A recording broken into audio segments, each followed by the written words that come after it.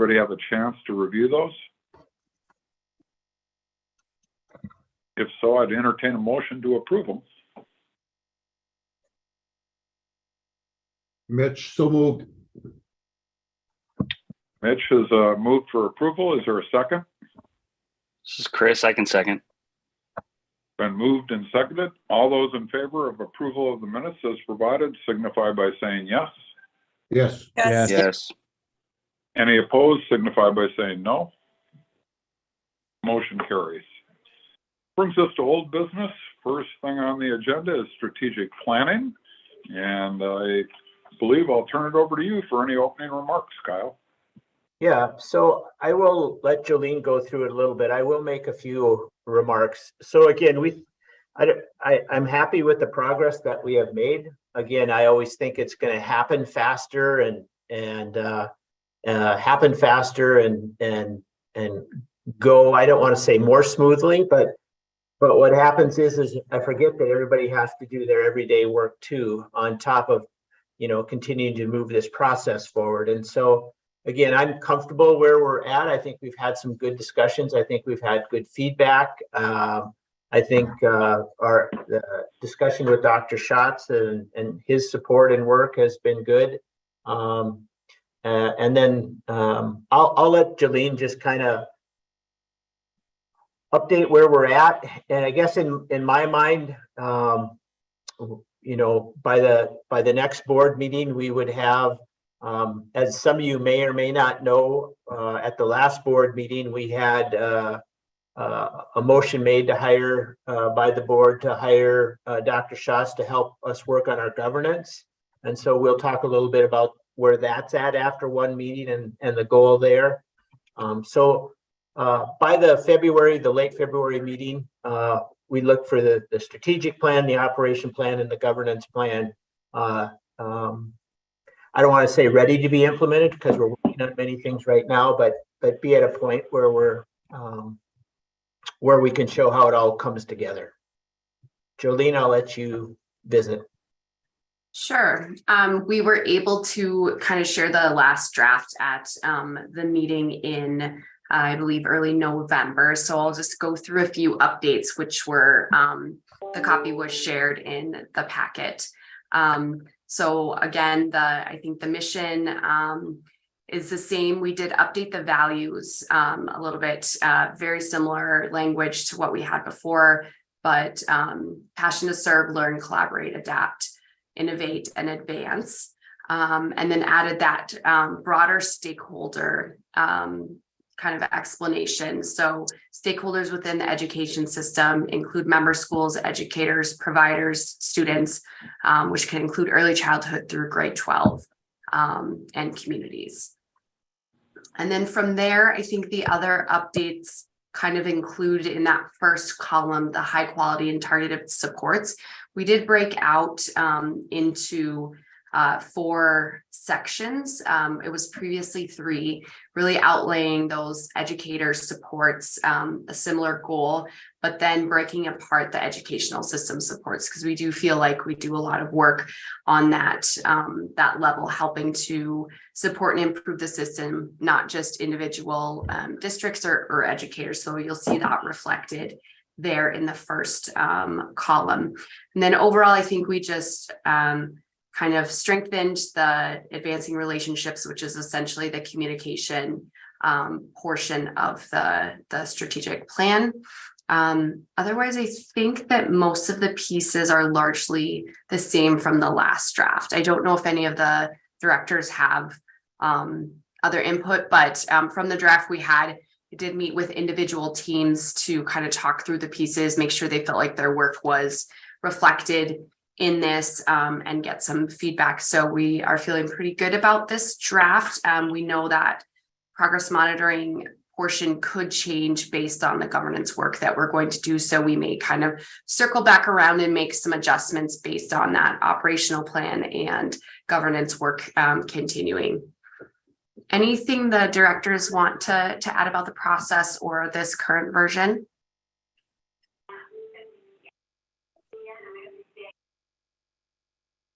All right, I think that's the update I have. Thank you, Jolene. And thanks to everybody for the ongoing work on that, for sure. So in B, under old business, so Jim, would you just kind of share a little bit about the governance work, and as the chair, and just provide Sure. insight and where that's headed and where it's going? Where it's headed is to hopefully develop a slightly more refined and probably identifiable governance structure for the SEEC going forward. As Kyle had indicated in his opening remarks, we entered into a contract with Dr. Jeffrey Schatz, who, since he's retired from being a superintendent, is really focused in on a strategic planning consulting practice that he's developed.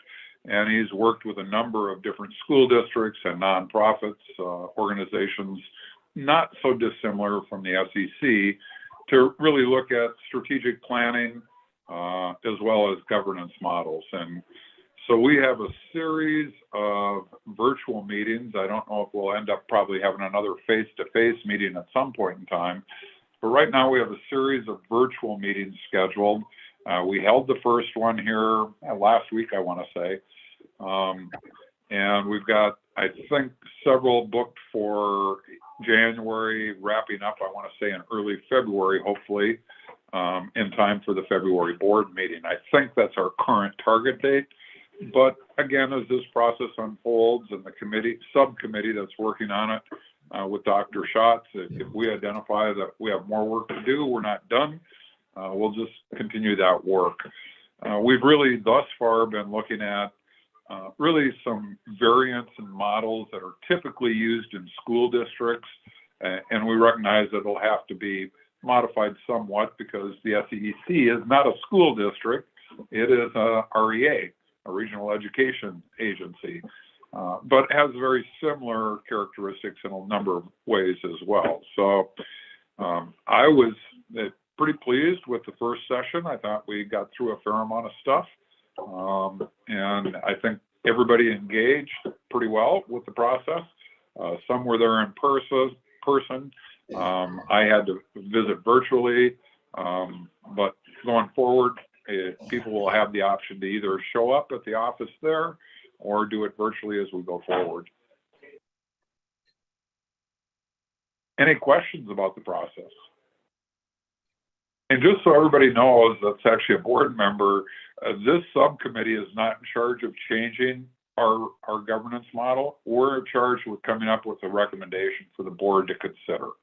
So this work is really being done as kind of a subcommittee, so we don't have to use 20, 30 hours worth of full board meeting time to try and really sort through what might be a better governance structure for us.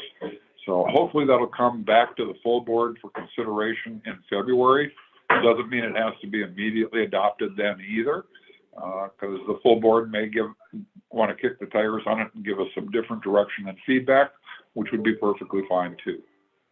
Jim, who's on that subcommittee? Myself, Corey Steiner out of Northern Cass, and I want to say it's Mitch Carlson, the three of us. And obviously we have a lot of our team there as well, our staff. Any other questions on the governance work group? If not, I think that takes us to the Innovation Fund, and it looks like we had 3 grants that were awarded. One is a combination of 5 different school districts: Wahpeton, Valley City, West Fargo, Fargo, and Jamestown. One is for Sargent Central, and one is for Lemoore. Nobody's getting 100% of what they asked because we only had 50,000 to divvy out, but everybody's getting about 75% of the ask they submitted. Don't know if you have anything else you want to share on that at this point in time, Kyle. I guess I would ask Jen or Allison if they had anything to share. I will, or for that matter, Justin, I think, is on it, and Derek Simonson is on it. And Mitch. And Mitch. Yep. I guess the only thing that I would just add is that the board approved to put money back into a level of $100,000. So we have expended that already at this point of the year. So that's just something to, for the board to be aware of. We didn't necessarily have a process of what if we have more requests than funds available. So the 75% allocation was just discussed between the four of us. And that was just the decision. The intent is for that group to, again, go back to the process and review it in the spring here and just maybe make some adjustments to that process and look at, again, there's a little bit of some questions in terms of for that group and maybe even for the board, but just the expanse of the different kinds of projects. If you read into them, some are classroom level for within one school and some are broader. And just, is there any clarity that we can bring to the process? So that's a spring project for those of us, but Mitch or Justin, yeah, want to add anything there? I think Jennifer said it correctly. I think we need to adjust some of our rubrics a little bit because this is sort of still new to us, really. So we found some things that we need to adjust probably with rubric scoring. And I think because we want to reward new and innovative things and things that we shared throughout the entire consortium. So we're going to do some adjusting. I wouldn't say it's major adjusting, but I think we do need to do some adjusting on the rubric scoring.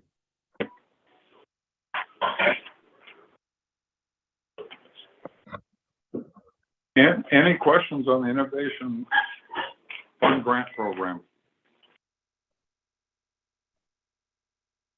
Seeing none, that gets us to staff updates. So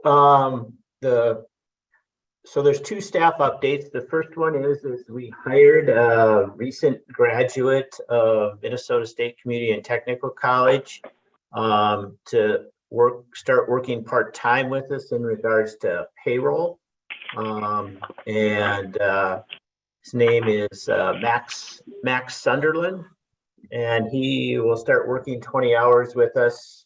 And again, it's as we continue to I'm going to make a brief comment in regards to that. So from an organizational standpoint, I think across organizations anywhere, whether it's North Dakota, South Dakota, wherever, is that you almost have to get to the point where you're trying to stay ahead of it if somebody leaves, because it's so difficult to find people that are working. And so there's a little different mindset in how you're trying to backfill and continue to identify people to work and trying to stay ahead of that game of having enough employees to produce the quality of work and the level of and the quantity of work necessary to sustain the work, to sustain the goals of the organization. So Max was a nice addition, and he just started here on Monday, so we'll see how that goes. And then Allison, I still want to say Striley sometimes. Allison Zima. Allison's been with us for nearly 10 years, and Allison has taken another position and will be leaving us before Christmas here. So I'll let Allison speak to that a little bit. We can't hear you. Doesn't look like you're muted though. How's that? Yep.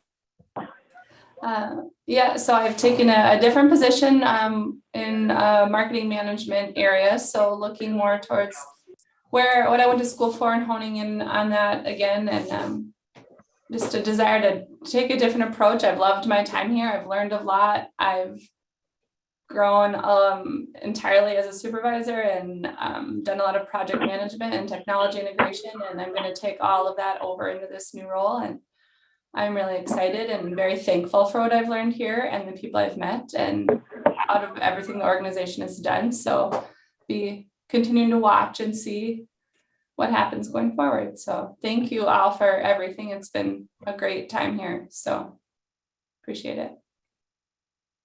I wasn't Thank you aware for of this, your Allison. service. Thank you.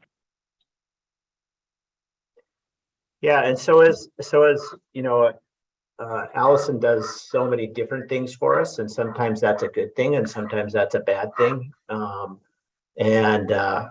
But for us, it was really good, you know. But sometimes it, you know, so we're starting to go through a process of identifying kind of short, intermediate, and long term.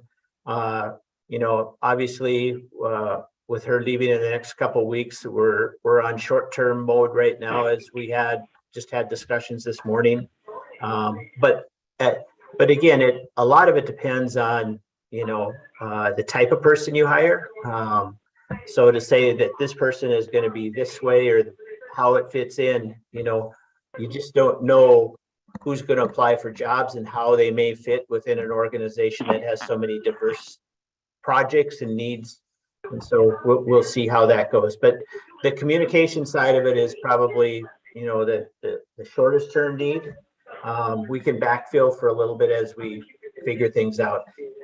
Many times when somebody leaves, you need two people to replace them. I'm not sure that that's the case with us, but it is close. We've been talking about an IT person and how that works. Allison's done a lot of that work. So some of that will come as we move along here after the first of the year and kind of identify that internally, and have conversations amongst our staff too. So.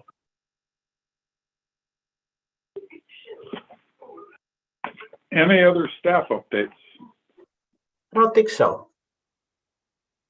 Well, that gets us to your favorite every other year topic, Lyle. Kyle is going back to Bismarck to try and find more money for the SEEC, hopefully for all of our school districts as well. So go ahead, Kyle. Tell us about your legislative work plans. So this plan looks similar to the one that we created the last session. I mean, so this would be my 5th legislative session. So there is never I don't want to say there's never a perfect plan. We just keep trying to refine the work, and you know, part of the work and part of the structure, knowing that I was going back to the legislature, started when we did some reorganization in July, when we moved when we created the executive deputy director of operations. So Jolene will have a lot of responsibilities from the day-to-day operations and the decision-making process here at the SEEC. Again, we try to identify the areas that I can be most helpful in. Again, just with the Medicaid billing and the health insurance, you know, it's less about making decisions back here at the organization on an ongoing basis, and it's more about making sure that, you know, some of the projects that I've been engaged in with the health insurance trust, the Medicaid billing, really quite a bit of it. Childcare is going to, you know, come up again with Childcare Aware and that work there. So again, you have the work plan. I'm not going to go through every piece of the work plan, but I think the structure of it is a majority of the leadership team is not used to, but yeah, I suppose used to. They know every other year that I've left. I appreciate the board letting me be a legislator. It's something that I value, and I continue to enjoy it. Let's hope that continues this session, but there's a lot of opportunities going forward, and there'll be a lot of educational opportunities going forward. So we'll have to see where that lays out and where that lands. I have one question, Kyle, because this has come up in previous years. I'm not so sure it's front and center right now, but do you think we need to communicate any of this kind of who's going to take care of what to our superintendents, just so they know while you're in Bismarck, if they have a question, who they should be reaching out to? Yeah, I think so. You know, honestly, and again, people can still reach out to me when I'm there. I mean, I still answer questions or people has concerns, but over time, I think my leadership style from a standpoint of empowering our staff in the areas that they're engaged in. Superintendents know who to call about what. You know, we've done some training with them. Everybody's always welcome to call me. My cell phone is on my email all the time. But to your point, Jim, to answer your question, yes, we probably need to send this work plan out. I wanted to share it with the board first in case there was any questions or anything. But we'll do that either at the end of this week or at the start of next week. Super. Thank you. Any other questions regarding the work plan?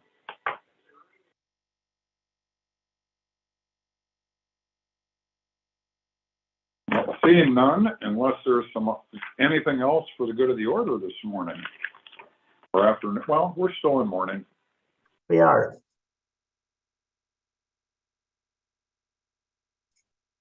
Well, if not, I've just got a couple of housekeeping things. First of all, our next regular board meeting will be February 22nd. That'll be 11:30 to 1 again.